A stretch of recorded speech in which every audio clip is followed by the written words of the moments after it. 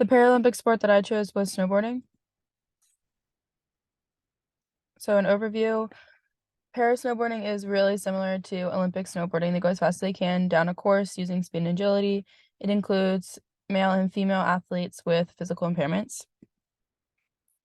So the rules, there's three events. They each cover around 400 to 900 meters, and they all have vertical drops between 100 and 240 meters.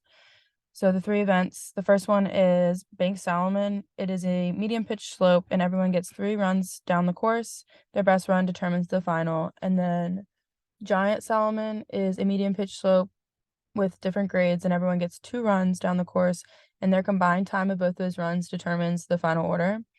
And then Snowboard Cross is a man-made course. Everyone gets 3 runs, and their best run determines the final again. This one, Snowboard Cross has more jumps in it, so there's some jumps listed there that they can't do. Equipment, there's no equipment that's required. It's all just adapted to each athlete. The adaptations could be a prosthetic arm, leg, knee, or foot, an orthotic brace, which helps them bend their ankle properly, a wedge or a special riding foot. It helps them absorb shock and stay on balance. And then there's also a sit down snowboard. It's not seen in the Paralympics very much, but there is one for other people. The prosthetic limbs have a regulation. It has to be the same length as the player's existing limb and in proportion with the player's other limbs. And if it's a lower limb prosthetic, it must be used with snowboard boots. Classifications. All athletes must have one of the following: a muscle impairment or muscle power impairment, limb deficiency, leg and length difference, hypertonia, ataxia, atheosis, or impaired passive range of motion. And then there's 3 classifications that the athletes could fall under. SBUL, which is upper limbs, and it affects like the ability to balance.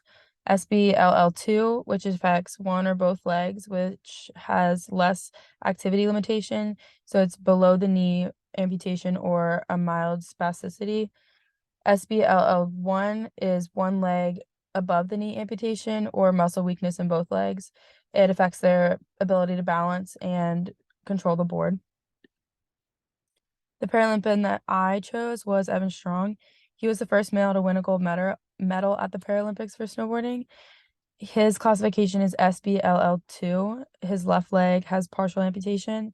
His story is that when he was 17, he was driving a motorcycle and a drunk driver hit him head on, and his accident caused him to have a amputation in his left leg. So reflection, why parasnowboarding? I hadn't heard of it before, so I thought it'd be cool to research it. Why Evan Strong? He took his accident as a second chance to try something new.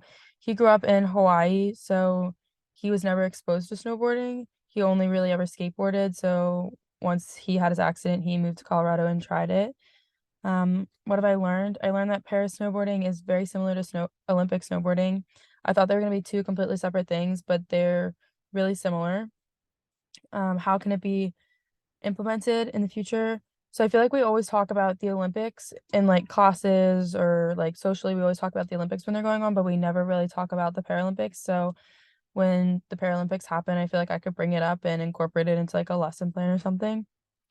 And then those are my references.